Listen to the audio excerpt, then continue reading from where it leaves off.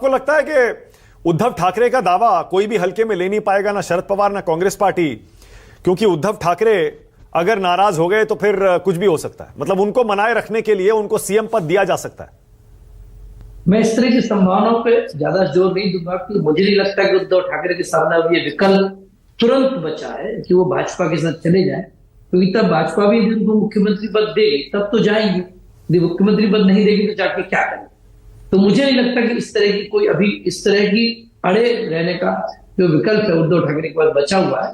उनको बस सबसे पहले अपनी पार्टी बचानी है, अपना नाम बचाना, अपना चिन्ह बचाना, बहुत सारी प्राथमिकताएं हैं। तो मुझे लगता है कि रिजल्ट बहुत सारे उलझे हुए आने वाले हैं। ये कह देना, भविष्यवाणी कर देना बहुत हिम्मत का काम है। प्रदीप गुप्ता जी को बढ़ाई कि उन्होंने हिम्मत दिखाई, कम से कम एक तरफा रिजल्ट तो बताया। हम में से तो कोई तैयार नहीं है बताने के लिए। हम तो वो ज्योतिषी की तरह बात कर रहे हैं कि आपका समय अच्छा चल रहा है, राजयोग है, लेकिन अपने लोगों से बच कर रहिए। तो उस अंदाज में बात करें। संदीप, हम भी कल से प्रदीप जी की बहुत तारीफ कर रहे हैं। संजीव श्रीवास्तव तो वैसे भी क्रिकेट में बड़ी दिलचस्पी रखते हैं। मैं कल बोल भी रहा था कि ऑस्ट्रेलिया एक इसी तरह का ब्रांड का क्रिकेट खेलती थी, चाहे 3 आउट हो जाए, 4 हो जाए, 5 हो जाए, वो मारते रहते थे। उनका स्टाइल है वो खेलने का। तो प्रदीप जी का ये स्टाइल है। उन्होंने एक तरफा जो बड़ी विक्ट्री 200 तक भी आंकड़ा जा सकता है एनडीए का, महायुति का, ये जो दिया है, आपको क्या लग रहा है संदीप, ये संभव है ग्राउंड पर?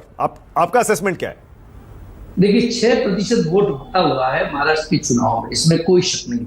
और 6% एक बहुत बड़ा अंतर क्रिएट कर सकता है। लेकिन आज मेरे पास एक लिस्ट आई जिसमें बताया गया कि कितने कितने समय पर किस किस इलाकों में वोट बढ़ा।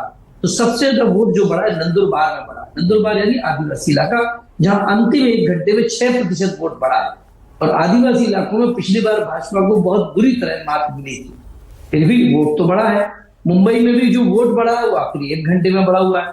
जबकि ग्रामीण क्षेत्रों में जो वोट बढ़ा है, मुंबई में वैसे 2 से 3% की बढ़त है, तो ग्रामीण क्षेत्रों में 4 से 5 और कहीं 6% की बढ़त है।